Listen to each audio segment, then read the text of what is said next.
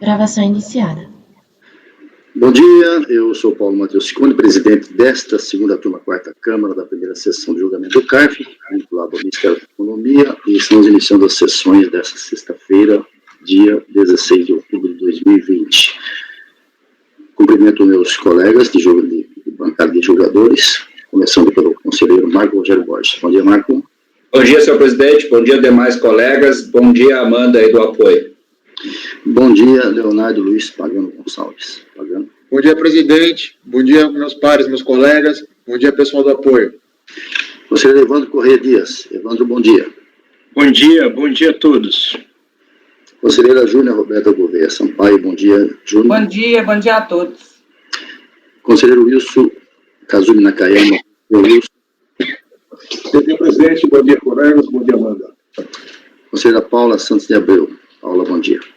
Bom dia, presidente. Bom dia, colegas. Bom dia, Amanda. Conselheiro Luciano Bernatti, bom dia, Luciano. Bom dia, presidente. Bom dia, colegas conselheiros. Amanda, bom dia. Cumprimento também a Amanda, o nosso suporte em Brasília. Iniciamos as nossas sessões. Nós temos 3 pedidos de preferência na nossa pauta, que vai haver sustentação oral. Então, nós vamos iniciar os nossos trabalhos dessa sexta-feira justamente com esses processos. São os itens 127, de relatoria da conselheira Júnior Roberta Gouveia Sampaio, e depois os itens 128 e 129, da relatoria do conselheiro Luciano Bernatti, o contribuinte é São Martinho S.A., e o outro contribuinte, que é o primeiro que eu falei, é Atlântica Empreendimentos Imobiliários. Então, nós vamos iniciar com o item 127, relatoria da conselheira Júnior, com sustentação oral do Dr. Bruno, que é o patrono da Atlântica Empreendimentos Imobiliários. Eu peço a Amanda que convoque o patrono para comparecer à sala. Farei a convocação. O processo já está na base, tá? Ok.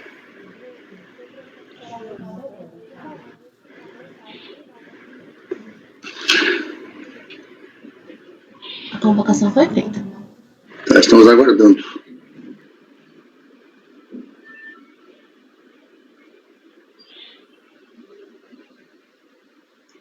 Ainda não temos aqui. Pagano, você está aí? Estou sim, presidente. Ok, tá.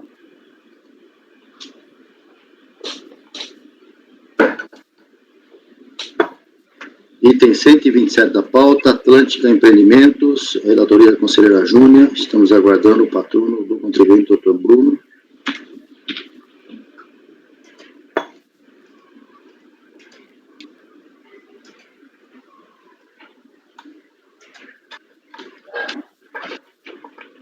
Sim, agora sim. O Bruno, o senhor está me ouvindo?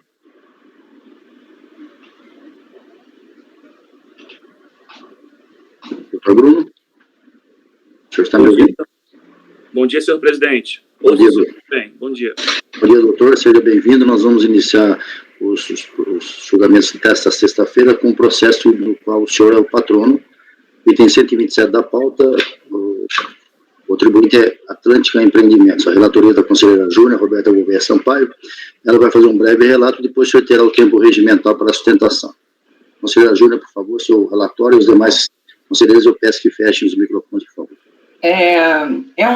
Eu vou fazer um relatório bem sucinto, porque vai ter a sustentação oral. É um auto de infração eletrônico, né? O ano base é 2003, e houve, então, são débitos que já estavam declarados em DCTF da recorrente, e o que ela apontou é que, na verdade, houve um erro, um equívoco, né? E esses débitos, né, de IR-fonte, eles foram lançados em duplicidade na DCTF da empresa AC Lobato, que sofreu uma cisão e posteriormente foi incorporado pela recorrente, e a recorrente, tá? Então, existem débitos que estão na DCTF da AC Lobato e também passaram a estar na DCTF da empresa recorrente, exatamente porque foi nesse período aí onde ocorreu a incorporação, tá? A apuração trimestral, era o lucro real trimestral, O processo, assim que ela alegou a duplicidade, ele foi enviado para a própria autoridade fiscal, que reconheceu a duplicidade de vários lançamentos, mas não todos. Isso foi para a DRJ, ela negou o provimento, a impugnação, e no recurso nós temos alegações, a alegação de decadência dos débitos que restaram, né? Porque existe um período autuado, mas basicamente os débitos que não foram reconhecidos pela própria autoridade lançadora, eles se referem ao primeiro e segundo trimestres de 2003 e, portanto, estariam alcançados pela decadência. Ela faz posteriormente, caso não acatada a decadência, ela faz um detalhamento do que foi esse erro, né? Contesta também, porque o voto da DRJ, o relator, ele tinha um voto favorável, parcialmente favorável à própria recorrente, mas ele foi vencido. E o voto vencido alega simplesmente de que poderiam ser empresas de um mesmo grupo econômico e, portanto, isso justificaria, eventualmente, incidências nas mesmas datas, nos mesmos fatos geradores. Então, ela contesta isso, porque, efetivamente, não era um grupo econômico. E, por fim, ela alega que o auto de infração tem que ser cancelado, o que eu entendo, ela alegou isso por fim, mas eu entendo que seria uma preliminar, porque os débitos já estavam declarados em DCTF, portanto, seria desnecessário o lançamento por meio de auto de infração. Eu acho que é basicamente isso, presidente.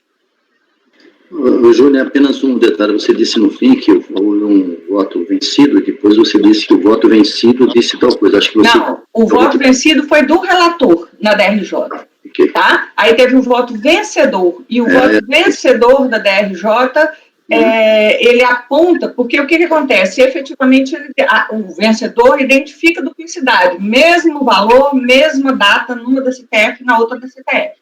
E o que o voto vencedor falou foi o seguinte, olha, não seria de todo irrazoável, esse tal fundamento está lá, que dentro de um mesmo grupo econômico houvessem operações simultâneas com o mesmo valor, com a mesma data para as duas empresas, tá? Só que o que acontece? Bom, enfim, é isso. Ok. Doutor Bruno, o senhor satisfeito com o relatório? Por uma palavra pelo tempo regimental de 15 minutos. Obrigado. Obrigado. Bom, mais uma vez, bom dia, senhor presidente, senhora relatora, demais conselheiros. Como bem exposto no relatório da doutora Júnia, o auto exige IR fonte em razão de supostas diferenças entre os débitos declarados em DCTF pela recorrente e os pagamentos que teriam sido confirmados pela Receita Federal. Ocorre que os débitos lançados em DCTF já são exigíveis dos contribuintes, sendo dispensável a lavratura de auto de infração sob pena de duplicidade. Nesse sentido, é a jurisprudência pacífica do STJ, que deu até origem à súmula 436, dispondo que a entrega de declaração pelo contribuinte reconhecendo o débito fiscal constitui crédito tributário, dispensada qualquer outra providência por parte do fisco. E sendo tal entendimento de observância obrigatória, o CARF também vem decidindo nesse sentido, conforme diversos acordos citados pela recorrente em suas peças recursais. Assim, o auto deve ser, então, cancelado em razão de o débito tributário por ele exigido já ter sido previamente constituído por meio das DCTFs apresentadas pela recorrente. Caso, por hipótese, seja superado esse cancelamento do auto, o crédito tributário deve ser extinto por decadência, pois é fato incontroverso nos autos que houve pagamento antecipado de tributo e a contagem do prazo deve ser, então, a partir do fato gerador nos termos do artigo 150, parágrafo 4º. E? Travou. Sim? Eu acho que cortou sua voz. Doutor? O Bruno? Travou. Travou o doutor Bruno aí. Ver se melhora agora, presidente. Doutor, uma interrupção, se o senhor quiser repetir, por favor. Eu estava falando da parte da decadência, que é fato incontroverso que, como houve pagamento antecipado de tributo confirmado nos autos, a contagem do fato gerador, a contagem do prazo decadencial, ela se dá pelo fato gerador, nos termos do artigo 150, parágrafo 4º do CTN. E como os fatos geradores mantidos pela decisão recorrida são de julho de 1998 e a ciência do auto só ocorreu em agosto de 2003, portanto, mais de 5 anos, o crédito tributário deve ser extinto pela decadência. E, por fim, caso superado o cancelamento do crédito, seja por ele já ter sido declarado em DCTF, seja extinto pela decadência, deve ser dado provimento ao recurso, pois o valor mantido pela decisão recorrida, aproximadamente R$ 68 mil, são débitos declarados em DCTFs e pagos por AC Lobato, mas que por equívoco também foram informados na DCTF da recorrente. E isso foi detalhadamente demonstrado tanto na impugnação quanto no recurso voluntário. Então, por essas razões, a recorrente espera seja dado provimento ao seu recurso e cancelado integralmente o crédito tributário mantido pela decisão recorrida. Muito obrigado. Obrigado, doutor. Deixa eu tentar restabelecer a conexão com os conselheiros aqui. Alguém está me ouvindo? Uhum. Sim. Júnior? Sim. É que deu todos apagaram aqui, mas tudo bem. Todo mundo ouviu a sustentação oral do doutor Bruno? Sim. Sim. Então tá bom. Júnior, por favor, seu voto. Ok. O recurso preenche os pressupostos legais de admissibilidade, motivo pelo qual dele conheço. Preliminares, da decadência.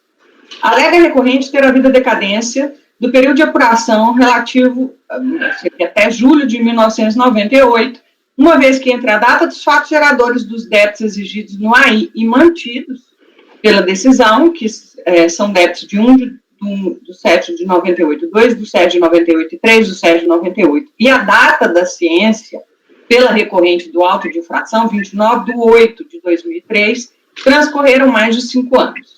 Com efeito, conforme descrito no quadro demonstrativo dos créditos mantidos pela autoridade fiscal após a análise da impugnação, folhas 515 e 516, numeração do processo, os débitos mantidos do presente processo referem-se a fatos geradores. Aí está errado, tá? Não são esses todos, não, é porque, na verdade, são só os 3, mas, enfim, tem aí a tela. Se vocês observarem, os que foram mantidos são só realmente de julho e junho, né? Na verdade, 2 e 3 de 2003. Por outro lado, conforme se verifica pelo extrato do processo juntado às folhas 530 e 531, numeração do processo, o contribuinte somente tomou ciência do auto de infração em 29 de 8 de 2003. Confira-se. Aí podia até colocar, vocês podem ver aí, ó, data da ciência, 29 de 8 de 2003. A lavratura foi em junho, mas a ciência efetivamente foi em agosto, pelo correio. De acordo com o artigo 150, parágrafo 4º do CTN, que trata do prazo decadencial dos tributos sujeitos a lançamento por homologação, se a lei não fixar prazo, a homologação será ele de 5 anos a contar da ocorrência do fato gerador. Expirado esse prazo, sem que a Fazenda Pública se tenha pronunciado, considera-se homologado o lançamento e definitivamente extinto o crédito, salvo se comprovada a ocorrência de dolo, fraude ou simulação. A aplicação da norma às hipóteses de imposto de renda retido na fonte é matéria pacificada, conforme se verifica pela súmula, não sei se acho que aqui é 123, não sei se é 23 ou 123, abaixo transcrita.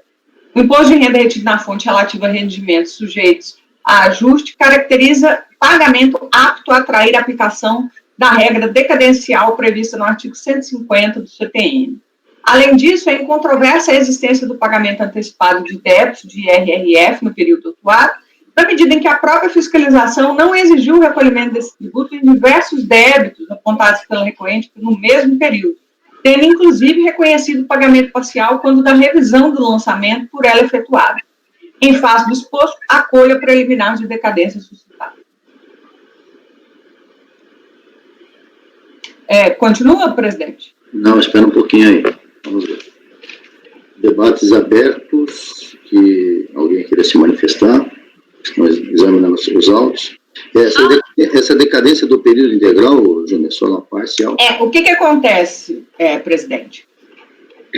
O que foi mantido, eu tive cuidado de olhar, o que foi mantido é efetivamente o período que se refere a essas datas aí, que é 1/7 de 98, 2/7 e 3/7. Então, estaria, sim, na minha opinião, decaído, porque tem um lançamento mais abrangente do que o desse período, só que essa parte a própria autoridade fiscal reconheceu. Tá, o que está remanescendo aqui em litígio, então, esses 3 períodos, na sua ótica, estariam decaídos? Sim. Ô Júnior, e por que, desculpa, até devo estar... Por que não a aplicação da súmula 91 para atrair o prazo decadencial de 10 anos? Porque não é um tributo sujeito à homologação? Não, mas o que não é restituição, o que não é o contribuinte que está lançamento. A súmula 91 tem um prazo de 10 anos para a repetição. Ok. Aqui é prazo para o lançamento. Não, tá bom. Lançamento, Paulo. Lançamento. É auto de infração. Alguém examinou esse período de decadência?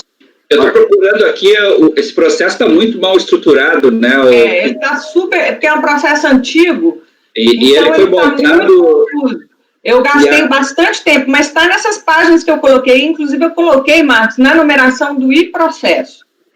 Essas folhas 531. Então ele está bem, bem trabalhoso, realmente. Eu estou procurando a ciência aqui, porque... Mas, na realidade, assim, a data ciência é 29/8, mas ele apresentou a impugnação em 5/9. Eu achei que esse exercício temporal muito pequeno. Mas, de qualquer maneira, né, se considerando que tivesse tempestiva, aliás, a impugnação, ele tomou ciência por início em agosto. E os fatos geradores são de julho de 98, então tem fundamento mesmo. E eu estou olhando o processo aqui, a questão material também está gritante aqui, né, Júnior? A questão material também está gritante. Depois, o problema que eu achei... Enfim. Pode falar, Júlia. Nem em relação à questão material, o voto vencedor, você viu? O voto vencedor da DRJ? Dá uma olhada para você ver. Esses fatos geradores são semanais, né, Júnior? Esses fatos geradores, E aí, Ciccone, eu coloquei a tela aí para vocês verem, olha, tinha os débitos de... agosto e setembro, mas todos esses, a própria autoridade fiscal reconheceu e está aí, saldo remanescente, 0. Se vocês olharem o que sobrou, vai só até a data de 3/7 de 98. Tá vendo? Que é o último aí, R$ 493,35. Depois disso, a partir do dia 4/7 de 98, não sobra mais nada. Foi assim, foi no final de agosto. Foi. Eu não estou com... Na verdade, eu procurei a R da ciência, não tem, mas tem esse extrato aí, tá vendo? Que coloca que a data da lavratura foi 17/6 de 2003, mas que a data da ciência foi 29/8. Então, eu tenho que considerar, porque esse documento, enfim, é o documento da própria Receita, né? Assim, extrato do próprio processo. E aí, presidente, estou considerando. Fala, Marcos. Desculpe. Não, eu comentei há pouco, né, a decisão do DRJ, que deve ter olhado o processo físico, uma decisão antiga, né, é uma decisão lá de 2012, 13, ela comenta que a defesa, a impugnação foi apresentada, rememorando o que eu acabei de falar, a defesa foi apresentada, também não achei a ciência da auto-infração, mas a defesa foi apresentada em 5/9. Sim. Então, e estava tempestiva. Então, ele tomou a ciência provavelmente nos 30 dias anteriores, que seria a partir de 5 de agosto. E nós estamos falando de fatos geradores semanais de julho. Sim. Então, eu estou procurando aqui também, já bolei o processo inteiro, mas está uma bagunça, a Júlia deve ter olhado mais calmo e olhar. Mas confia, por favor, porque como é questão de decadência, mas eu fui... como eu não achei o AR, mas existia essa tela... Essa tela que eu, Júnior, falando... eu não estou com o processo aberto aqui, eu teria que entrar, mas vocês estão vendo. Essa tela que você faz referência é o quê? É aquela informação dos Correios? O que é isso? Não, essa tela aqui é uma tela sabe aquela tela que fala assim, que dá o como se fala, o histórico do processo? Está aí, ó, nas folhas 530. Deixa eu abrir. Eu não estou com o processo aberto aqui. Peraí que eu vou abrir ela aqui. Não dá para compartilhar. O processo está aqui. Não dá para compartilhar aqui na tela? O extrato do processo. É o extrato do processo. Bom, é que vocês estão olhando o processo aí, eu não estou vendo, não abri o processo, vocês que estão olhando, tá? Eu peço que olhem com bastante atenção, né, porque é um assunto de... O meu também estava prejudicial. Devagar, não estava... A folha 530, extrato do processo. E não houve manifestação da autoridade preparadora a respeito de eventual... Não, porque na verdade, Ciccone, quando ele não apresenta nenhuma impugnação formal. No momento em que ele apresentou a impugnação, ele falou, olha, tudo isso aqui está em duplicidade. Tá. E se resumiu a isso, tá? Isso que estaria em duplicidade, por quê? Porque isso e isso. E aí a autoridade fiscal, de fato, considerou que uma boa parte realmente estaria em duplicidade e manteve esses aí, tá? O voto vencedor da DRJ deu provimento parcial, não reconheceu todos, mas reconheceu uma parte, e só que ele saiu vencido. Os outros dois resolveram manter os débitos que a própria autoridade tinha mantido, e é isso que veio para recurso. Em fase recursal, ele alega a decadência, tá? Nesse caso, mesmo que ele não tenha feito essa alegação na primeira instância, eu não aplico, nesse caso, a preclusão do artigo 17, porque eu entendo que isso aqui é matéria de ordem pública. Juliana, eu perguntei da autoridade preparadora quando o processo, quando foi interposto recurso voluntário e subiu para o CARF esse recurso, ninguém disse nada no processo, se tinha nada, não falou nada? Nada. A impugnação, presidente, acho que não foi do patrono aí, foi bem simples, uma folha só. E ele ataca só a questão material, a impugnação. Então, até por isso eu comentei antes também, né? Há vários indícios aqui no processo de erro material do contribuinte também, que a DRJ, na verdade, assim, depois da impugnação foi baixado, pelo que eu pude ver, a Júlia me ajuda aí, foi baixado para a unidade de origem, eles reanalisaram, já extinguiram várias cobranças ali, e outras não extinguiram, por quê? Porque o DARF estaria indisponível, coisa do tipo. E nem essas discussões de CTF e aí tal. Aí o contribuinte até dá a entender aqui no dado momento que não consegue mais retificar as declarações, que aqueles débitos e aqueles pagamentos foram por causa daquele momento, foi bem no momento de cisão da empresa, então houve uma cisão bem em julho aí na época, então, e aí a unidade lá, quando faz essa análise, olha, esses débitos aqui eu não consigo porque está indisponível ainda. Então, não dá para considerar. E aí sobe para a DRJ. Aí a DRJ faz aquela análise ali, que eu achei também muito precária, com todo respeito, e mantém a decisão da unidade. Então, assim, é um processo que teria que olhar com muita calma a parte material, mas a princípio tem bom fumos e burnes ali, porque tem cheiro ali de coisa errada mesmo. A questão da ciência só me repete, agora eu baixei o processo inteiro. Agora eu estou vendo também. 530, eu acho. Espera aí que eu vou olhar aqui. Deixa eu olhar aqui. Júlia, qual que é a página no volume 2? Porque a numeração está confusa aqui. Tá. Eu coloquei aqui que era 530 e 531 da numeração do processo. Mas aí, quando a gente abre o volume 2, está a página 300 e pouco, aí a gente não... Não, por isso que eu baixei o processo inteiro, tem que baixar o processo num arquivo só, para pegar a numeração das páginas na sequência correta. Foi o que eu fiz agora. A numeração... Gente, onde está... E processo, bom...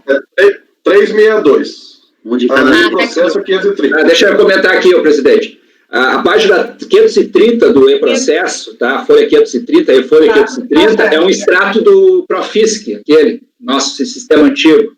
E aonde coloca as informações do processo que está sendo cobrado, tá? Um sistema de controle de cobranças. E tem lá a data de impugnação, a data da... Marco, desculpa te interromper, a página 181 do volume 2. Agora achei.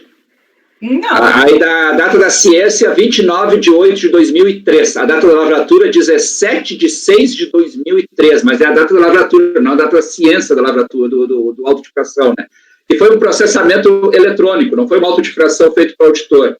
Tanto que o processo foi formalizado com a impugnação, não existia processo, ele veio de... Exatamente, é automático. Então, deixa eu só fazer um comentário, Marco, só completando tudo que vocês estão dizendo aí. O contribuinte, ele expressamente, ele disse que teve ciência dia 19 de agosto. O contribuinte. Na impugnação nas folhas 2, primeira folha do processo. Ele diz lá que tomou ciência dia 19 de agosto, conforme anexo 2, que eu estou procurando. Mas o contribuinte, especificamente, explicitamente... Eu acho aí, desculpa, Ciccone, eu também percebi isso me fez bastante confusão. Se era 19 ou 29.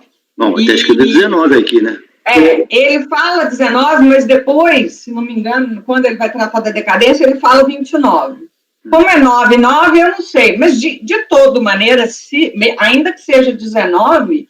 O que sobrou foi até julho, né? Não, tudo bem, eu não estou nem fazendo a contagem, só estou dizendo que falaram tanto de 29, que agora eu estou aqui vendo que é 19. Porque eu tomei por base 29, porque como eu não achei o AR, e esse que é um documento emitido, é o extrato do processo emitido pela própria Receita Federal, eu estou tomando como base a data da ciência que consta do extrato do processo, que é o documento que a gente tem para analisar.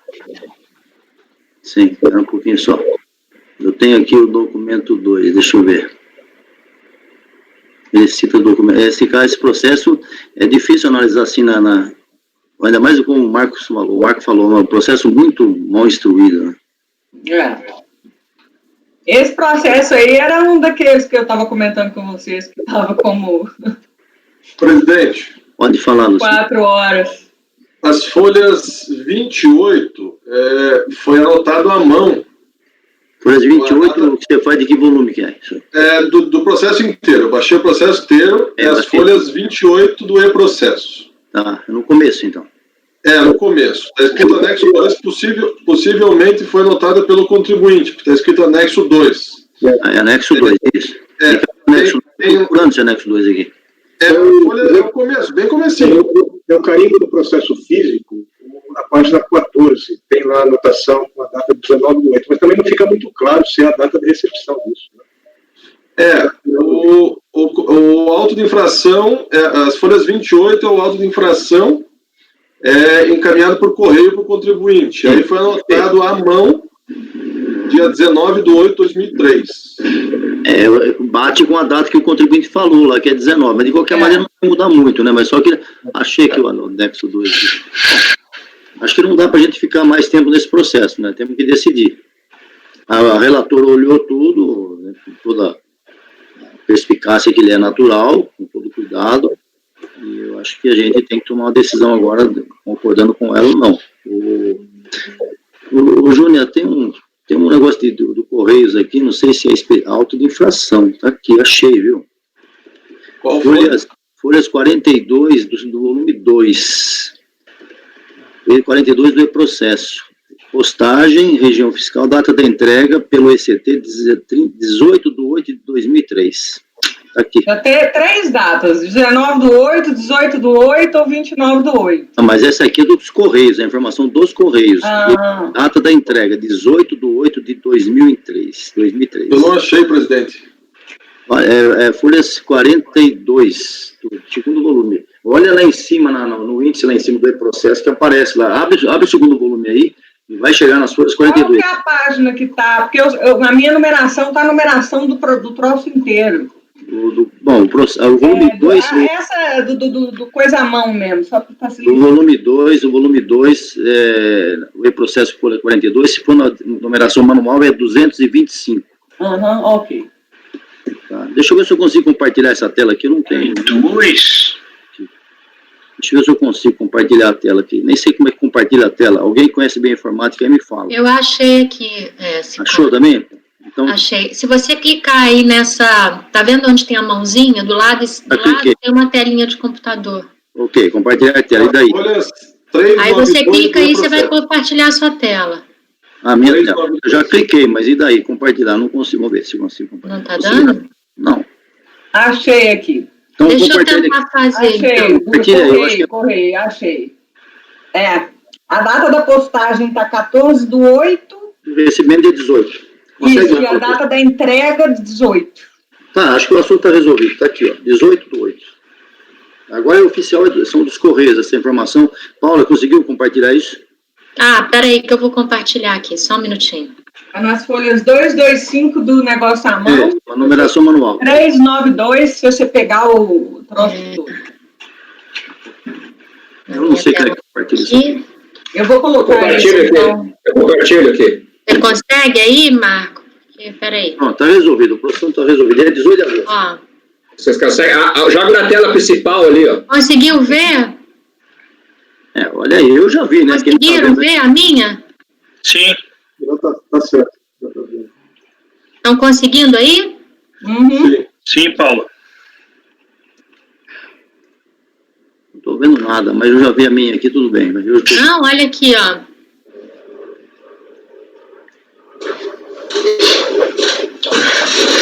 Bom, todo mundo, eu estou vendo aqui no meu processo, não preciso disso aí. Agora, quem não conseguiu, acho que agora apareceu.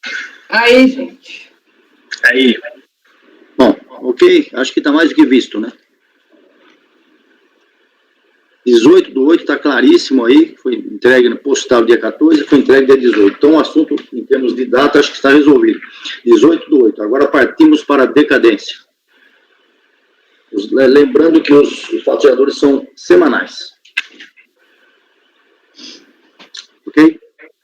Com isso, estaria estampada a decadência? Passo a pergunta e peço o voto de cada um. Marco Rogério Borges, a conselheira está dando decadência e cancelando os lançamentos. Eu entendo, presidente, que nesse caso aqui, pelo que eu vi, não consigo pensar diferente. É realmente a aplicação do 150 e é fonte, né? Até como... Então, nesse caso aqui, eu entendo que se aplica e acompanha a relatora. Pagano. Está sem microfone, Pagano. Acompanha a relatora também, presidente. Evandro. Acompanha a relatora. Conselheiro Wilson. Também acompanha a relatora, presidente. Conselheira Paula. Também acompanho, até queria chamar a atenção e pedir desculpa que no começo eu tinha pensado que era um pedido de restituição porque havia sido feito pagamento em duplicidade, mas agora entendi, li até os memoriais e acompanho a relatora. Não seja por isso, doutor. Luciano, por favor. Com a relatora, presidente. Eu também vou acompanhar a relatora, apenas quero fazer uma pergunta que eu já vi no relato da Júlia, mas só para confirmar. Existem pagamentos de fundo. Sim. Então, por unanimidade, provido o recurso voluntário, acolhida a decadência suscitada e cancelados os lançamentos. Ok, doutor? Doutor Bruno? Muito obrigado, presidente. Um bom dia a todos. Um bom dia também para o senhor. Julgamento encerrado, unânime. Esses processos com instrução deficiente também são processo antigo, né? Esse tinha 4 horas. É um processo. Quantas horas? 4. Só aqui nós pegamos quase 4, mas tudo bem. Na sequência, o Luciano, são 2 processos de sua relatoria, o mesmo contribuinte. Estou vendo que a sequência numérica do processo é próxima, um é 616, outro 618. Vai haver sustentação oral da mesma patrona. E eu pergunto, antes de colocar a patrona, se esses processos são semelhantes ou são em cada um com um assunto diferente. Luciano. Presidente, eles são semelhantes, na sua estrutura são créditos diferentes, mas são semelhantes. É um pedido de compensação com não homologação. Tá, porque eu quero... Sim, pode falar. Já até antecipei, em virtude de falta de documentação, os dois. É porque eu vou trazer a patrona, depois você comenta o que você vai pretender. Tá ok. Bom, né? Vou trazer a patrona e vou pedir que ela faça uma sustentação oral única também, tá? Então, por favor, Amanda, você quer convocar a patrona, por gentileza? Farei a convocação.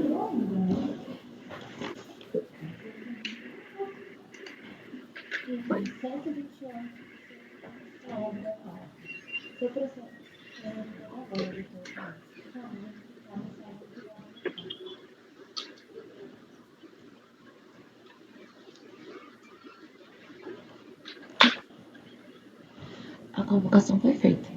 Ok.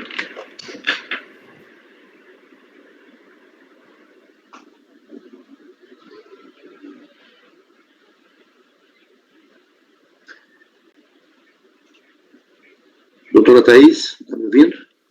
Olá, bom dia. Bom dia, doutora, seja bem-vinda. Nós vamos agora julgar o processo que a senhora é a patrona, os itens 128 e 129 da pauta, São Martinho, a relatoria do conselheiro Luciano Bernatti. Eu pergunto à senhora se a senhora vai fazer sustentação oral dos dois processos ou uma sustentação oral única que aproveitem os dois. Eu vou fazer dos dois processos porque eles têm características bem diferentes. Perfeito, então tá bom. Então, Luciano, por favor, primeiro começamos com o item 128, depois o 129. O item 128 é o processo final 616/2013-15. Um breve relato, bem breve, porque vai haver situação oral, a patrona vai fazer a parte dela, depois nós julgamos e voltamos para o 129. Peço aos demais que desliguem o microfone, por favor. Luciano, a voz é sua. Perfeito, presidente. Bom, na verdade, trata-se daqui de um recurso voluntário interposto em face da decisão da RJ, tendo em vista a manutenção da não homologação de compensação. Então, foi pedido de compensação, mas não houve homologação. O principal motivo, né, e a questão toda que se gira em torno aqui, é em relação à comprovação. Até, inclusive, nesse processo, houve alteração havia havido alteração de local de pedido, porque houve alteração da sede naquela época, se não me engano, foi 2000 isso, e aí o pedido foi para um outro local, e onde o fiscal pediu vários documentos. Alguns documentos foram entregues, que justificariam, né, a compensação, mas nem todos. Tendo sido intimado e não entregue todos os documentos, o despacho decisório entendeu que não havia direito creditório na totalidade, reduziu então. Aí houve apresentação de manifestação de inconformidade, alegando, né, justificando, apresentando alguns documentos e justificando a sistemática que traria essa compensação, né, e a DRJ entendeu novamente que não houve a comprovação total, né, da questão por não entrega de documentos. Aí veio o recurso voluntário. Agora eu passo a palavra à doutora depois esse breve relatório, para que ela possa se manifestar. Doutora, a palavra é sua pelo tempo regimental. Bom dia a todos. Eu vou ser bem breve, porque eu acho que esse caso é bem simples. Primeiro, a decisão que não homologou o pedido de compensação da empresa, ela é nula, porque ela, ao invés de analisar os documentos que demonstram o crédito que a empresa possui, ela simplesmente se restringiu a alegar que não foram apresentados todos os documentos solicitados na fiscalização. Não houve uma verdadeira análise dos argumentos nem dos documentos apresentados. Então, houve violação ao princípio da ampla defesa, bem como da busca da verdade material. Aí a gente apresentou agora esse recurso voluntário e trouxe até alguns novos documentos para demonstrar que a empresa ela tem direito a esse crédito pleiteado. E no ano de 2000, em janeiro, ela tinha apresentado uma DCTF, cujo imposto retido seria de 32 mil, ela realizou o pagamento. Depois ela constatou que, na verdade, esse imposto estava errado, seria de 13 mil. Ela fez a retificação da DCTF e aí surgiu um crédito de 19 mil. Esse imposto retido, ele é vinculado a uns valores que foram pagos de juros num contrato de mútuo com uma outra empresa, chamada JPAR. Sobre esses valores pagos de mútuo, foi retido o imposto de 13 mil. A gente apresentou os livros que mostram os valores que foram pagos de juros e mostra o valor que é efetivamente devido do imposto retido, que seria os 13 mil, que ela, por engano, ela colocou 32. E o agente fiscal, ele se confundiu tanto que teve uma hora ele entendeu que esses 32 mil que tinha sido de imposto retido tinha sido deduzido de despesa financeira, o que não faz muito sentido. Ele tirou essa premissa do fato de que a empresa teria retificado só a DCTF e não a DIPJ. Só que a DIPJ estava correta, e inclusive os valores que foram deduzidos de despesas contábeis foram os valores relativos aos juros pagos e não aos valores de imposto retido. Então, nesse ponto, ele cometeu um equívoco. Então, pelos documentos que a gente juntou, é demonstrado que a empresa ela recolheu a maior imposto retido, então ela tem, sim, o direito ao crédito que ela tinha pleiteado no valor de 19 mil. Caso tenha alguma dúvida, a gente até requer que seja mandado para diligência, a gente pode apresentar novos documentos que acharem necessários, mas pelas informações que foram prestadas, a gente entende que já foi tudo comprovado o direito a esse crédito. Obrigada pela atenção. Obrigado, doutora. Luciano, seu voto. Presidente, eu vou analisar a partir da tempestividade, então, parágrafo 8, com base no artigo 33 do decreto 7235/72 e na constatação da data de intimação da decisão da DRJ, folha 110, 4/4/2014, bem como no protocolo do recurso voluntário, folha 112, 23/4/2014, conclui-se que é tempestivo. Tendo em vista que o recurso voluntário atende os demais requisitos de admissibilidade, o conheço e, no mérito, passo a apreciá-lo. A documentação apresentada pela recorrente aparenta verossimilhança, a ponto de indicar possível existência de crédito em seu favor, ainda que não tenha apresentado todos os documentos na forma como requerido pela autoridade fiscal. Com base nisto, e no princípio da verdade material, entende-se que o julgamento deve ser convertido em diligências, para que se possa confirmar ou não a existência do crédito alegado pela requerente. Em vista do exposto, voto no sentido de converter o julgamento em diligências para que, após a análise da documentação apresentada pelo recorrente, a autoridade fiscal possa emitir parecer sobre a existência ou não de crédito tributário em favor do pleiteante. Se for ainda o entendimento do agente fiscal, que este forneça quaisquer outros elementos ou documentos que possam contribuir para o esclarecimento dos fatos, sem prejuízo de intimar o contribuinte para que junte documento ou preste informações.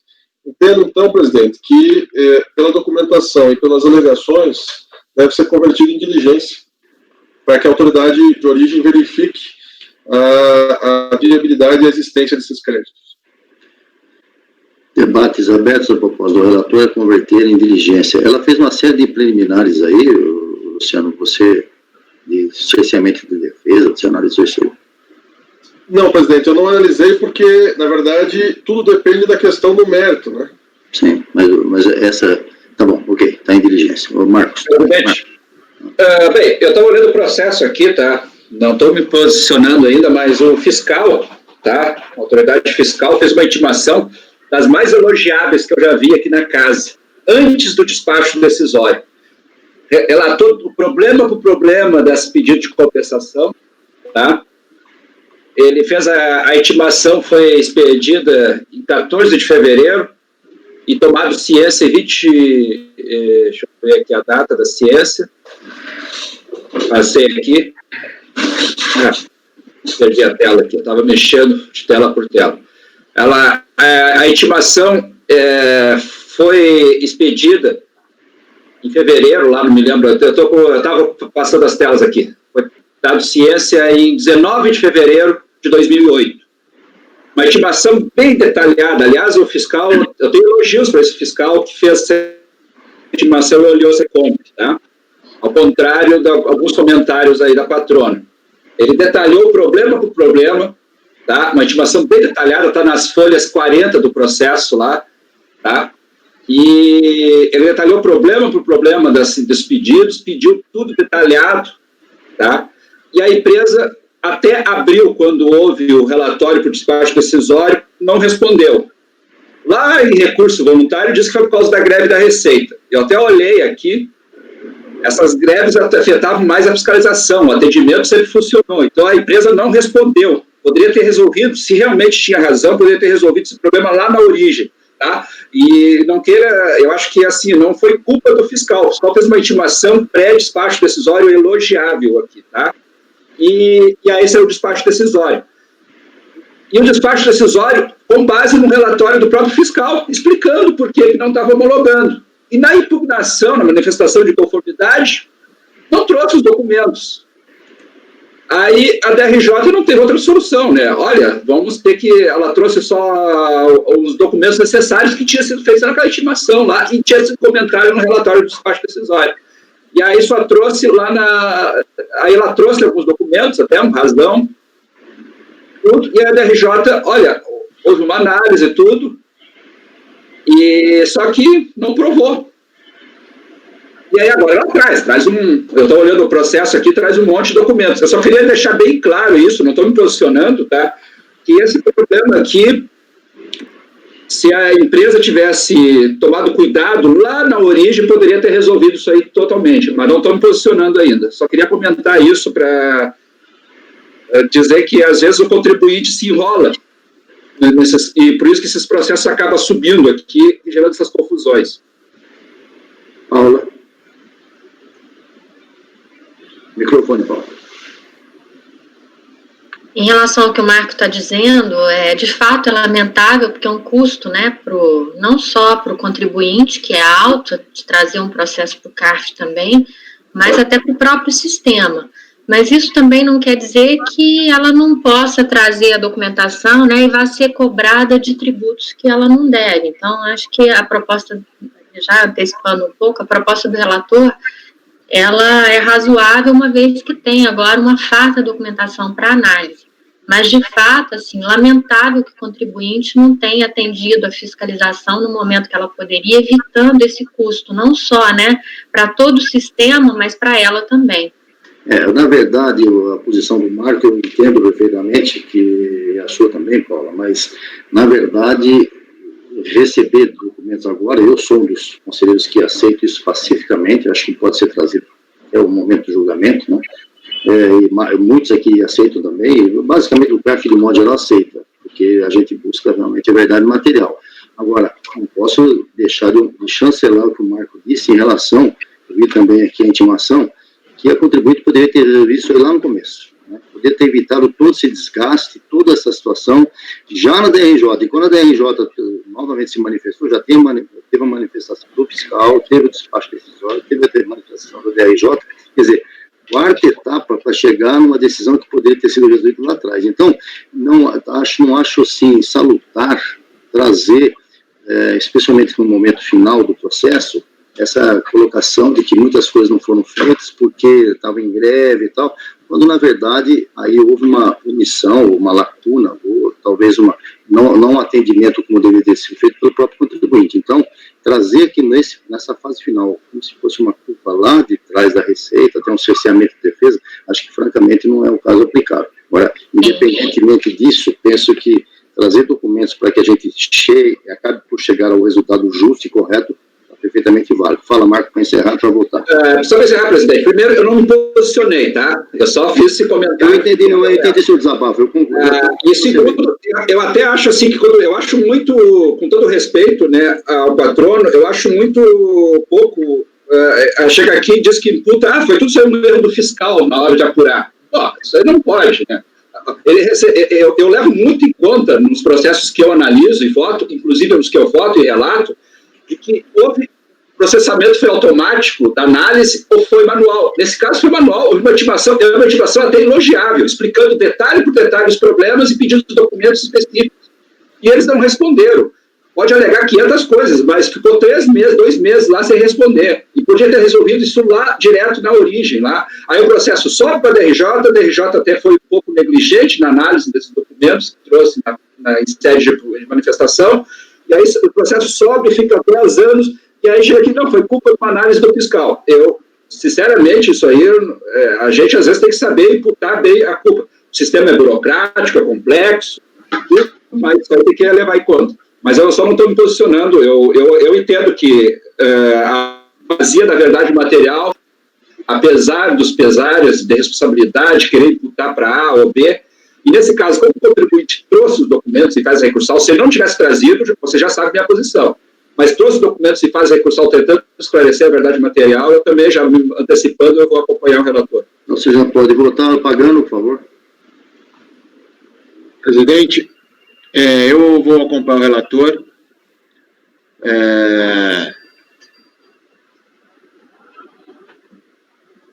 Vocês estão me escutando, presidente? Perfeitamente, pagando. Então tá. Eu vou acompanhar o relator, tá? Sou pela diligência. Eu acho que ela explicou bem as receitas financeiras relativas ao juro do contrato de mútuo. Agora, na sustentação oral, deu para entender muito bem o que aconteceu. Eu ia falar para fazer alguns acréscimos da diligência, mas eu acho que isso o próprio relator pode fazer, e se não tiver feito, o próprio agente fiscal no relatório ele vai esclarecer. Perfeito. Eu acompanho o relator. Evandro? Eu acompanho o relator. Conselheira Júnior? Com o relator. Wilson? Acompanho, presidente. Paula? Com o relator. Também acompanho, até porque o relator, que tem o processo em mãos, né, tem mais condição de saber o que falta para que ele possa ter a convicção necessária. Então, por unanimidade de votos, convertido em diligência. Julgamento encerrado, partimos para o processo seguinte. Breve relato do conselheiro Luciano Bernardi e a palavra da patrona. Por favor, Luciano, o item agora 129, processo final 2003-12.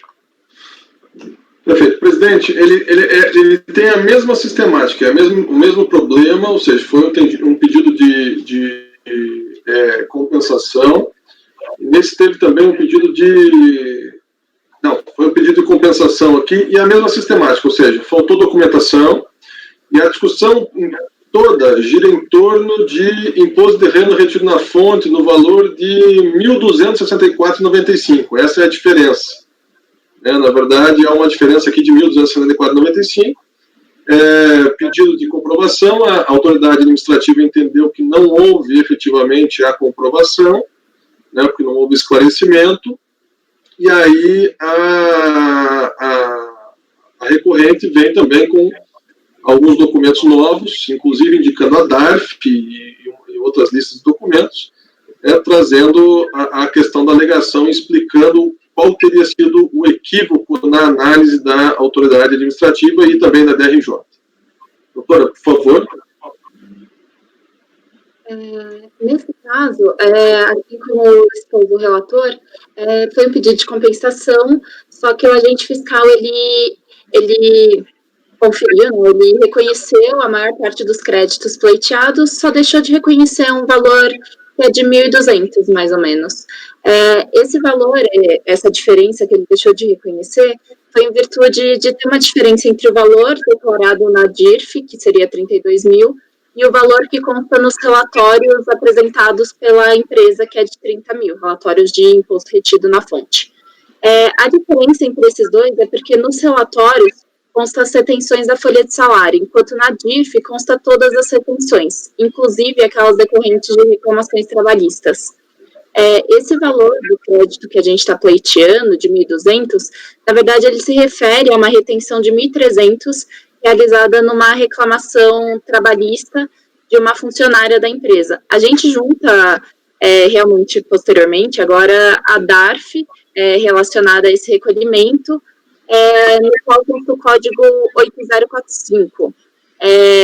Esse código está diferente do código que está na DIRF, que seria o código 0561. O que acontece foi que, no momento em que houve a transmissão dessa DIRF, estava tendo uma mudança nos códigos da Receita, em 2003. E aí passou essa retenção de rendimentos de reclamação trabalhista a ser adotado como código 0561. Então, houve um equívoco por parte da empresa que na DARF constou o código 8051, 8045, enquanto que na DIRF esse valor retido estava constando dentro do código 0561. Mas pelos documentos que a gente junta, é possível verificar que houve sim essa retenção por parte da empresa, e que ela faz jus ao crédito que vem pleiteando, que foi apenas esse montante que não foi reconhecido agora pelo agente fiscal, de 1.200. Nesse caso, também, se entenderem que tem qualquer dúvida, a gente também pleiteia que seja convertido em diligência para que reste demonstrado o direito da empresa a esse crédito. Obrigada novamente pela atenção. Obrigado, doutora. Luciano, seu voto. Pode passar já direto para a posição sua. Você está pretendendo converter a diligência também? Sim, presidente. Eu vou para a conclusão. Então, em vista do exposto, voto no sentido de converter o julgamento em diligência para que, após a análise da documentação apresentada pelo recorrente, a autoridade fiscal possa emitir parecer.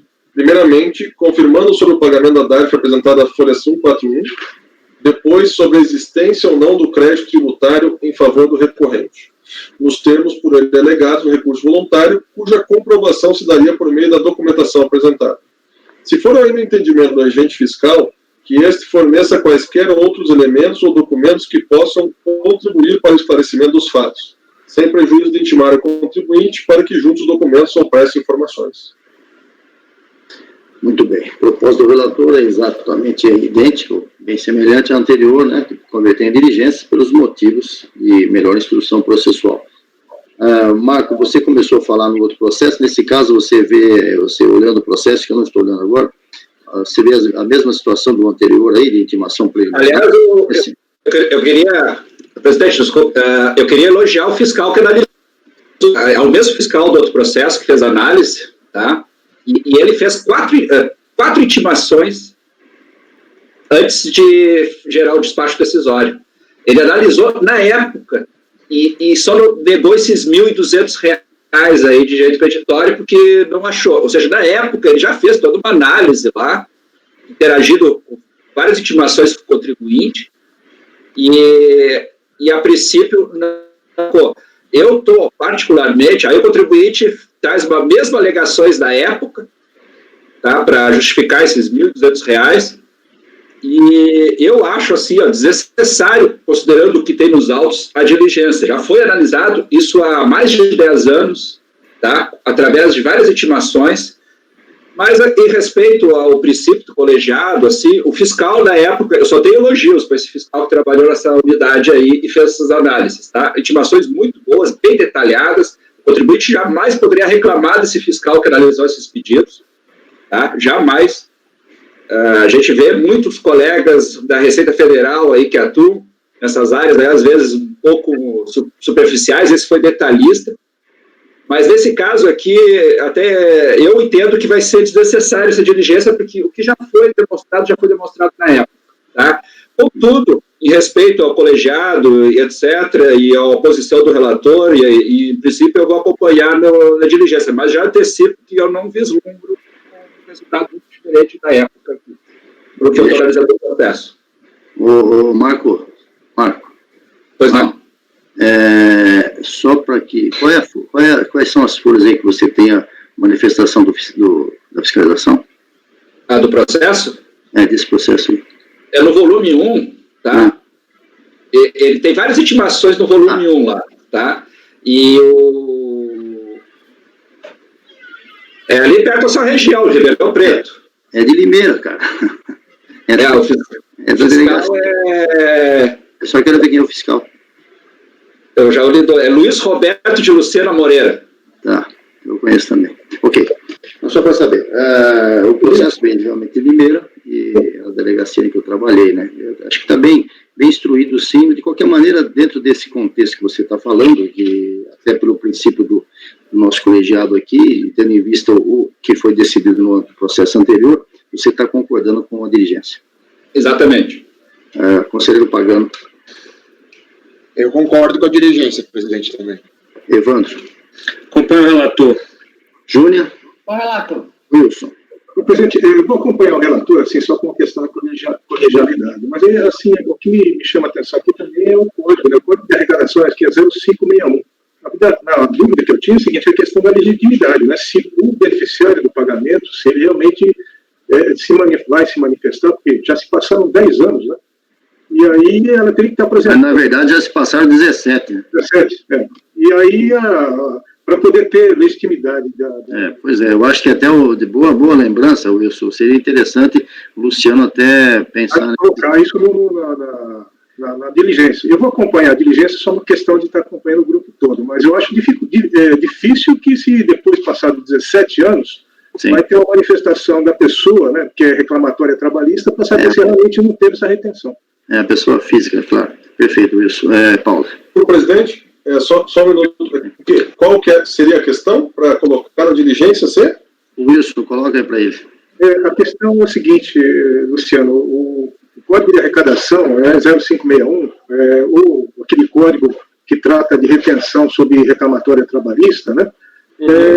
De fato,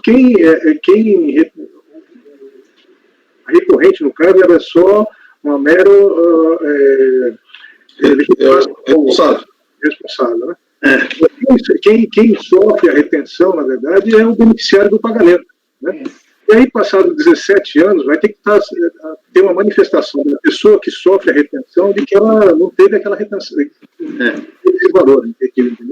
Então tem que acrescentar isso aí, porque para pedir para que a pessoa se manifeste. Ele só teria legitimidade para pedir esse valor se o beneficiário não tivesse sofrido a retenção. Isso, exato. É isso. Qualquer dúvida, Luciano, depois a gente vê isso na hora da finalização dessa diligência. Ou seja, Paula? Eu estou olhando aqui e o relatório tá bem sucinto. Ele está pleiteando crédito de 1.264, é isso, Luciano? Isso. É isso mesmo. É que existe aqui no relatório fiscal, inclusive, uma análise desse crédito já, né? Olha, assim, das duas umas, ou a DIF informou R$ 1.264,95 a mais, ou os relatórios de movimentação do imposto de renda retido na fonte referente a janeiro de 2003 informaram R$ 1.264,95 a menos.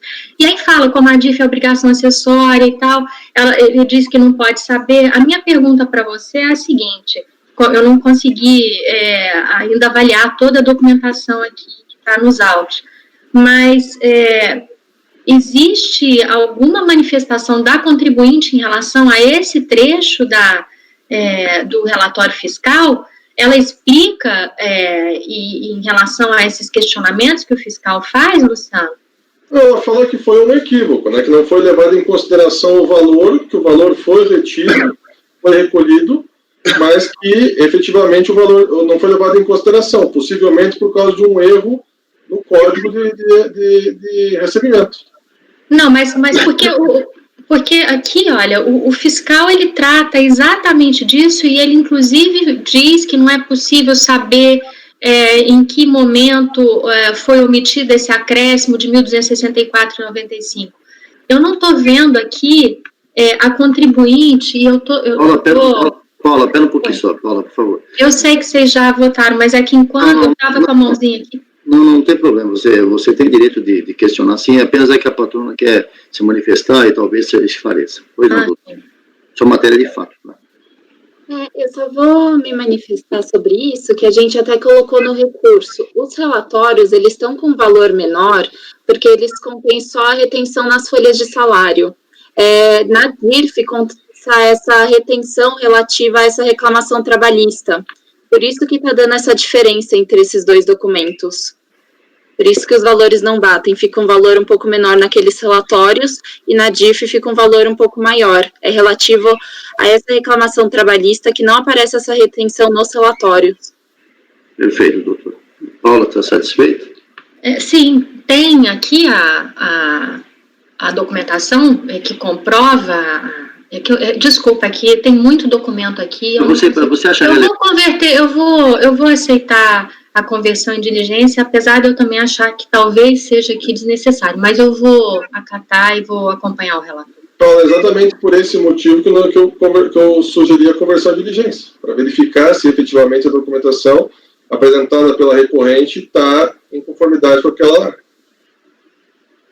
eu também vou acompanhar, acho que poderíamos talvez até resolver isso, e como o Wilson bem levantou, talvez seja até uma diligência que vai se transformar em inócua, né? Mas de qualquer maneira vamos permitir essa possibilidade que o contribuinte possa trazer esses informações pendentes ou a própria autoridade tributária justificar o porquê. Então, o julgamento encerrado por unanimidade de votos, convertido em diligência os dois processos. Obrigado pela sua presença, doutor, e tenha um bom dia. Obrigada a todos, bom dia. Bom dia. Bom dia. Bom, não tem outro processo do contribuinte, não? Isso que eu ia falar. O quê? Tem, mas eu acho que não deve mas ser essa é outra patrocinado. coisa, gente, isso é outra coisa, não tem sustentação oral, estou falando de sustentação oral, gente, calma. Ok, estou questionando. Calma, a outra é depois. Vamos começar com a pauta de hoje.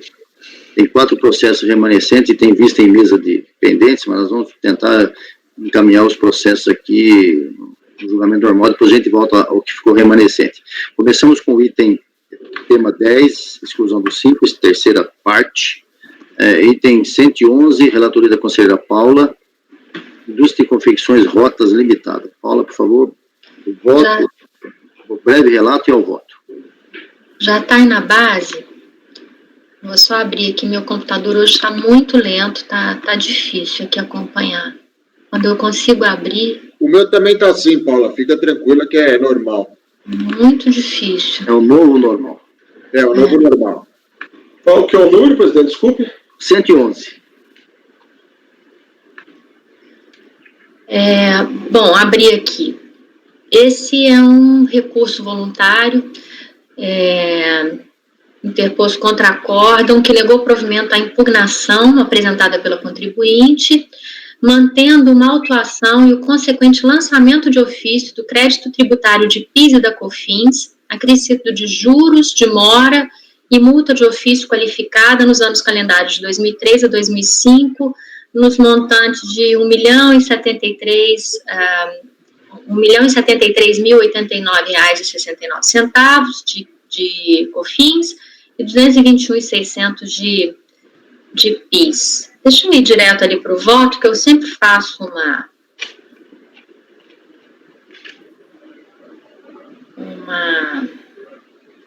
um resumo. Registra-se... lembrei. Esse lançamento ele foi feito em decorrência da exclusão da contribuinte do Simples Federal.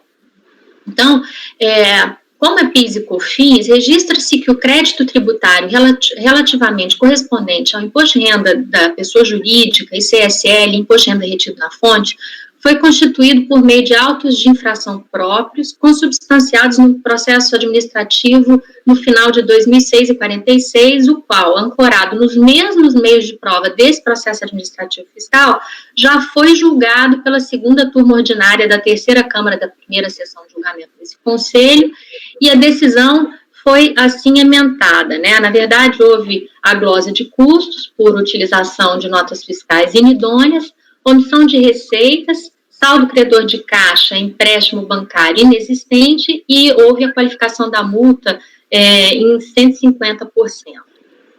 Ressalta-se que esse processo foi originalmente distribuído à terceira turma ordinária da quarta Câmara da terceira sessão, a qual declinou da competência para julgamento desse recurso voluntário nos termos do artigo 2º do anexo 2 do RICARF, que estabelece a competência da primeira sessão para o julgamento dos processos administrativos fiscais que estejam lastreados nos mesmos fatos que renderam ensejo à exigência do IRPJ. Feitas essas considerações e tendo o recurso voluntário preenchido todos os demais requisitos para sua admissibilidade, dele conheço. Eu só fiz essa preliminar para explicar por que a gente está julgando esse processo de PIS e COFINS, tá? Eu posso seguir, presidente? Sim, pode seguir, por favor. Tá, então, do mérito. A partir da exclusão da recorrente do regime do Simples Federal, a fiscalização apurou que a recorrente teria utilizado de notas fiscais inidôneas na aquisição de bens e serviços para se aproveitar indevidamente de créditos de insumos na apuração do PIS e da COFINS, no regime não cumulativo, conforme demonstrativo de folhas 1316 e 1317. Verificou-se que as notas fiscais contabilizadas pela recorrente foram emitidas por empresas de fachada, que, entre aspas, vendiam notas fiscais ou eram falsas. Tal constatação se deu por meio da análise de um conjunto de operações lastreadas em cerca de 70 notas fiscais, emitidas em cerca de 50 datas diferentes, as quais não possuíam carimbos dos postos fiscais de fronteira ou foram emitidas por empresas com inscrição estadual cancelada, seja por não terem sido encontradas no endereço fornecido, seja por disparidade de informações fiscais, demonstrando consistentes indícios de vendas de notas fiscais.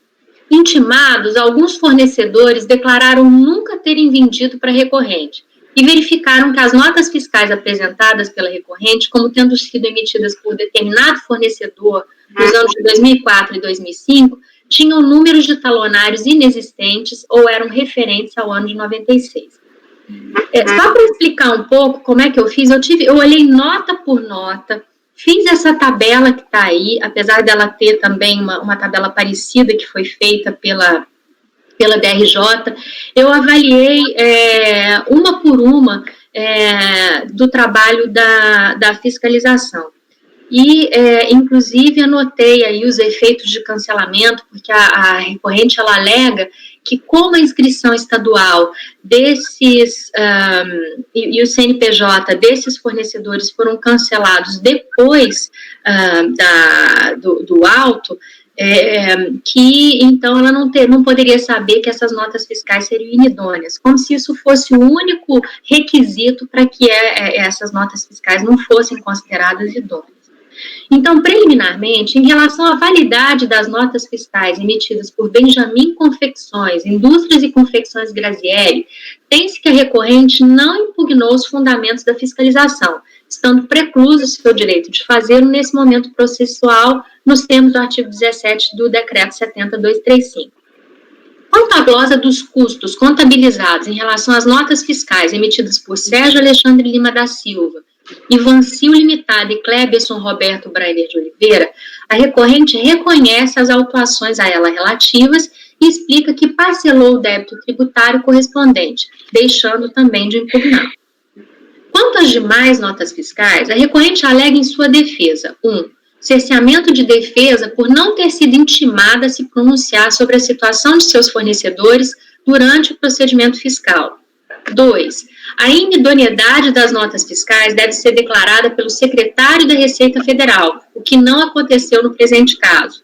3. A declaração de inidoneidade das notas fiscais baseou-se em presunções. 4. Desconhecimento da situação de seus fornecedores, não sendo possível penalizar o terceiro de boa-fé pela inidoneidade de seus fornecedores.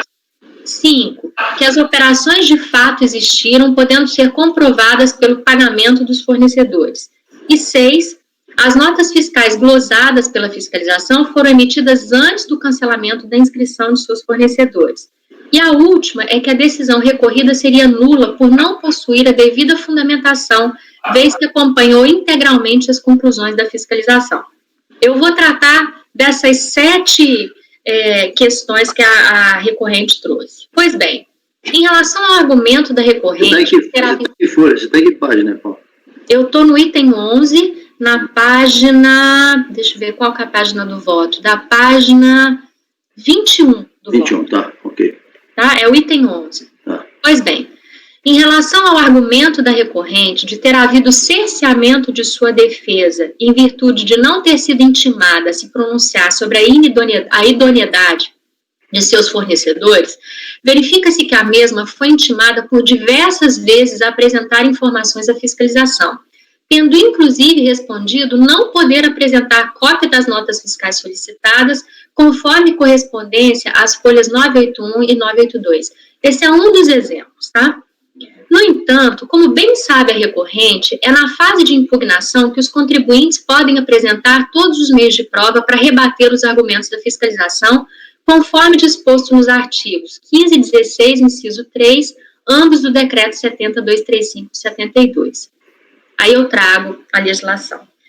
Tanto isso é verdade que foi justamente o que ocorreu em relação às notas fiscais não apresentadas durante o procedimento de fiscalização e que foram apresentadas quando da impugnação, conforme se depreende da análise da manifestação de inconformidade apresentada pela hora recorrente. Aí ela coloca lá no item 2, olha, as notas fiscais de número 657, 698 emitidas por Sérgio Alexandre Lima da Silva, as de número tal emitidas por Ivancil e emitidas por Cleberson tiveram parcelar. Bom, as restantes notas fiscais emitidas pelas empresas a seguir anunciadas serão contestadas na presente impugnação. E aqui no item 1, que ela fala que as notas fiscais que não puderam ser exibidas durante a auditoria estão sendo agora apresentadas nos documentos de 1 a 10, fato que as afasta da tributação. Assim, não há que se falar que houve cerceamento de defesa da contribuinte que pôde rebater toda a fundamentação utilizada pela fiscalização para glosar as operações lastreadas nas notas fiscais acima citadas. Verifica-se, contudo, que nada foi dito quanto à idoneidade dos fornecedores das notas fiscais apresentadas. A recorrente apenas se limitou a questionar o trabalho da fiscalização, sem, no entanto, trazer qualquer prova que pudesse contrapor os fundamentos que embasaram o auto de infração. A recorrente também alega que a inidoneidade das notas fiscais não foi declarada pelo secretário da Receita Federal como determina a legislação, e que a declaração de inidoneidade das mesmas baseou-se em presunções, o que seria vedado pela legislação vigente. Todavia, insta salientar que as operações foram glosadas com fulcro nos artigos 148 e 149 do Código Tributário Nacional. E aí, eu trago, o artigo, mas só vou ler aqui o inciso 4º, que as notas fiscais foram glosadas quando se comprove falsidade, erro ou omissão quanto a qualquer elemento definido na legislação tributária, e não porque o CNPJ tinha sido cancelado. Assim, conforme amplamente demonstrado pela fiscalização, os documentos apresentados pela recorrente foram desconsiderados pela comprovação de que houve fraude na sua omissão, e não apenas porque os CNPJs dos fornecedores foram cancelados, como pode ser observado a partir dos seguintes trechos do TVF. Aí eu trago os trechos um trecho do TVF. As evidências apontadas para se comprovar a fraude foram as seguintes: não constam os carimbos de controle dos postos de fronteira dos fiscos estaduais de Pernambuco e Paraíba nas notas fiscais emitidas pelos fornecedores, mesmo tendo sido o transporte realizado por via terrestre. Então, aí já pode se comprovar, que essa operação de fato não existiu. 2. A Cefaz Pernambuco não pôde informar acerca dos registros de entrada e saída das mercadorias interestaduais, vez que os fornecedores não apresentaram o CEF, o que configura a não emissão de nota fiscal pelos fornecedores apontados pela fiscalização para a indústria de confecções rotas nos anos calendários de 2004 e 2005. A recorrente não apresentou documentação hábil e idônea que comprovasse os efetivos pagamentos, alegando apenas que os pagamentos foram efetuados em espécie por solicitação do fornecedor que queria evitar a incidência de CPMF, o que corrobora a fundamentação de que o negócio não foi realizado. 4. Apontou inconsistências nos valores indicados na nota fiscal de número 0245, supostamente emitida por José Pedro da Silva Confecções. 5. Alguns fornecedores declararam nunca terem vendido para recorrente, como a empresa Benjamin Confecções e a indústria de confecções Grazielli, que assim declararam respectivamente. Aí eu trouxe os trechos das declarações que estão no TVF, das duas empresas. E 7, apenas supletoriamente, observa que a Cefaz cancelou a inscrição estadual, constatando também haver indício de possível venda de notas fiscais. E aí eu trago aí que foi supletoriamente, foi uma informação a mais. Nesse sentido, é possível observar que o cancelamento das inscrições estaduais dos supostos fornecedores da recorrente foi realizado devidamente, conforme informações prestadas pela Secretaria da Fazenda do Estado de Pernambuco, as folhas 1225 a 1237, e parcialmente coladas abaixo a título ilustrativo.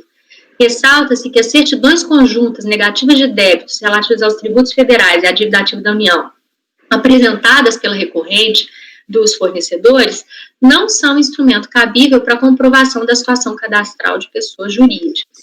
Aí eu trago aqui o documento da Cefaz de Pernambuco. Assim, diferentemente do que aduz a recorrente e de que o auto de infração estaria ancorado em meras presunções, é forçoso reconhecer que as evidências apresentadas pela fiscalização são bem robustas ao comprovar a inexistência das operações de compra de insumos pela recorrente. Ademais, repisa-se que a recorrente, mesmo tendo toda a oportunidade por meio do contraditório, nada disse acerca da inexistência das operações contabilizadas.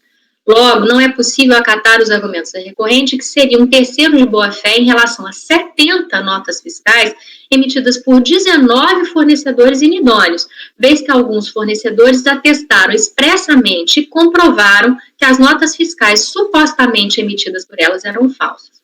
Por fim, quanto à alegação da recorrente de que o acórdão recorrido seria nulo por apenas corroborar os argumentos da fiscalização, verifica-se que o julgador ACO analisou detidamente os argumentos trazidos pela hora recorrente em sua impugnação inclusive desenvolvendo o voto seguindo a ordem adotada pela mesma da sua defesa, tendo concluído haver contundente conjunto de indícios apresentados pela fiscalização que acertadamente demandaram um lançamento efetuado.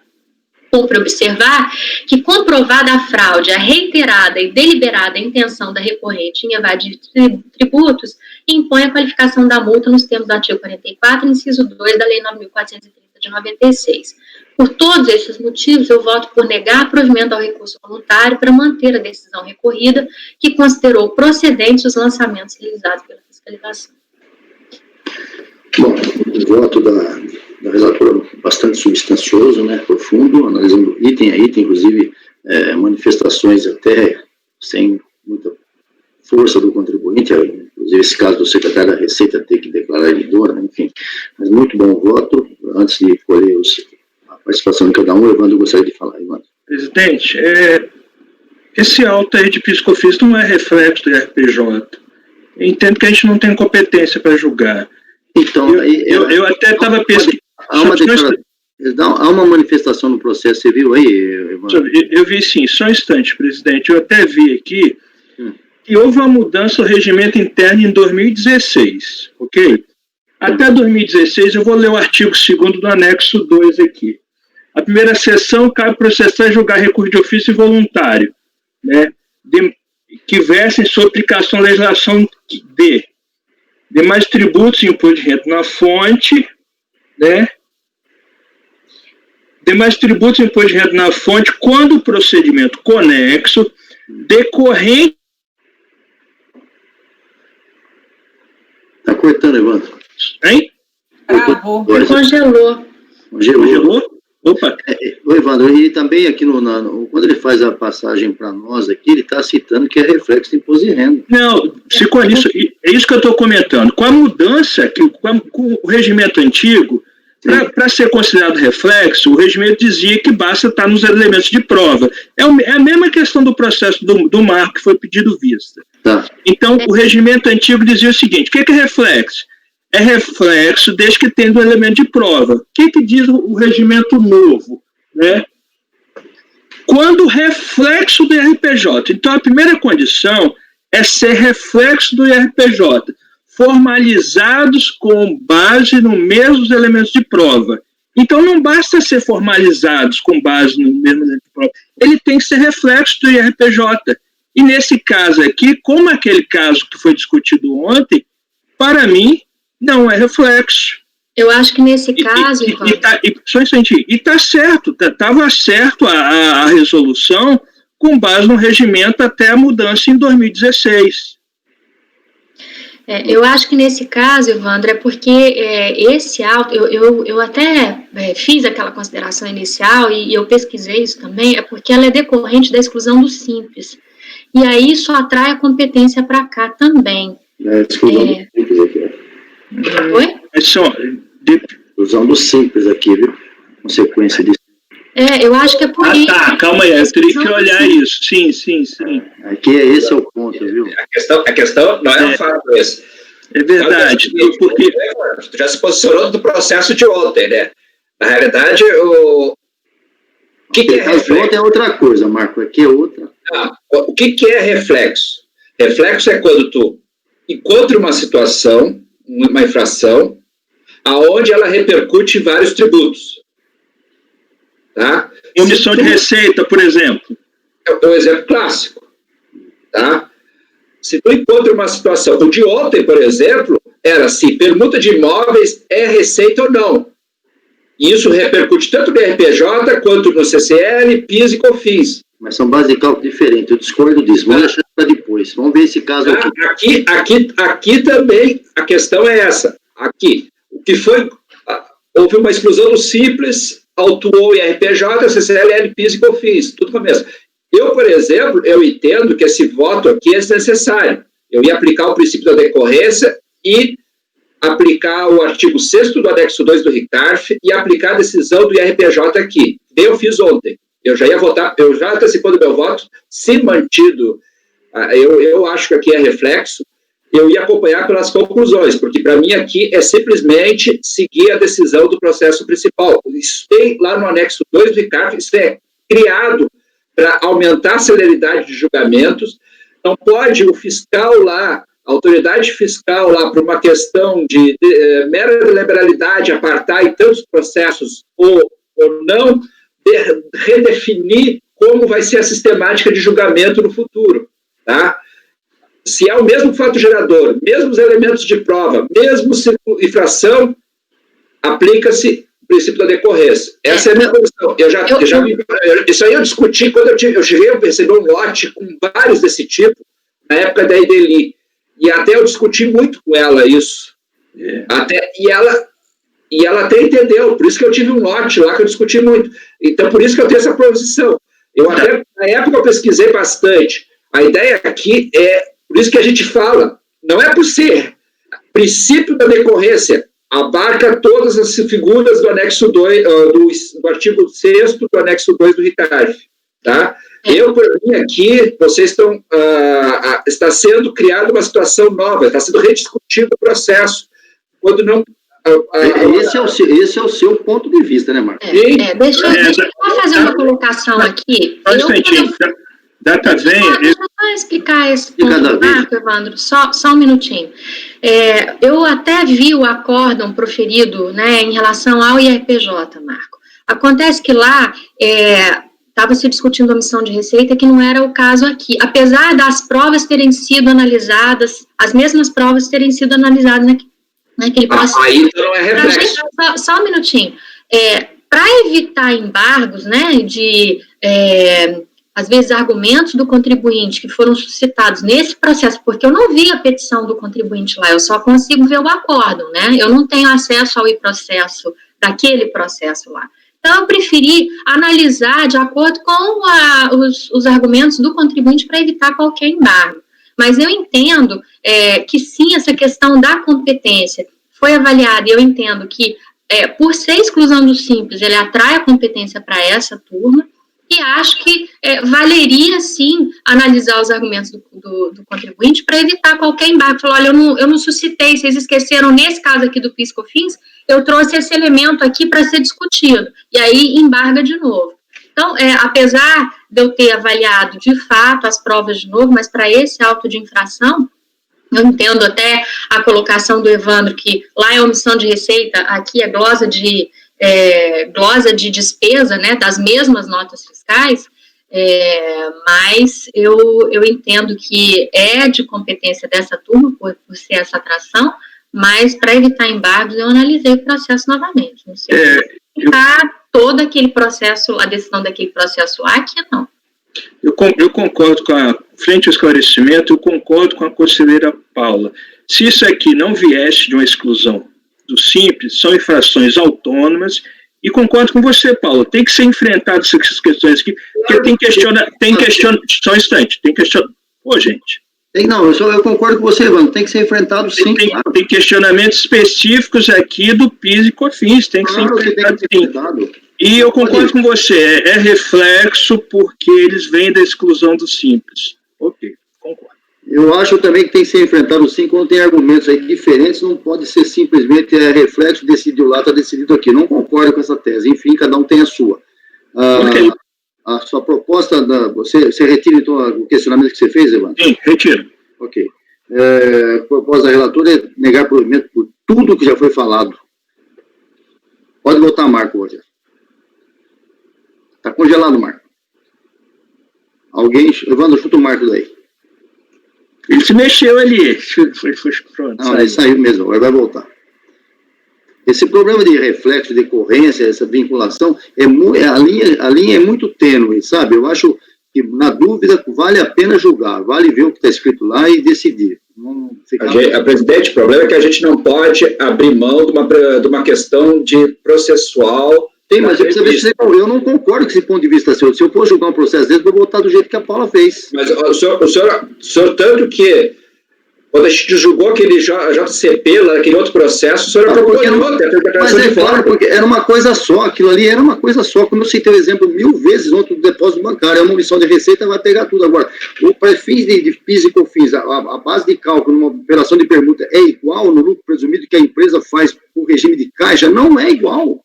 Porque se ela faz regime de caixa por lucro presumido para efeito de imposto de renda e contribuição social, ela só vai tributar quando ela recebe efetivamente o numerário. Isso não quer dizer que se aplica ao PIS e COFINS. Então, cada caso é um caso. Nessa situação que a Paula relatou, o Evandro levantou bem, depois que eu vi também que era decorrência do Simples aí, mas a análise que ela fez foi profunda. Qual é o problema de ser feita uma análise que deve ter chegado ao mesmo resultado, porque o presunto do imposto de renda também foi negado ao provimento, de uma forma, assim, muito mais forte até em termos de argumentação. Eu não vejo nenhum prejuízo. De qualquer maneira, é o ponto de vista de cada um, né?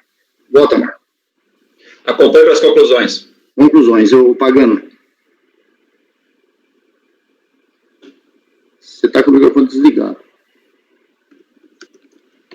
Eu analisei aqui, eu não só vou acompanhar o voto da doutora conselheira Paula, né? Eu chamo doutora conselheira porque é tanto título que eu já nem sei mais quantos títulos tem que chamar.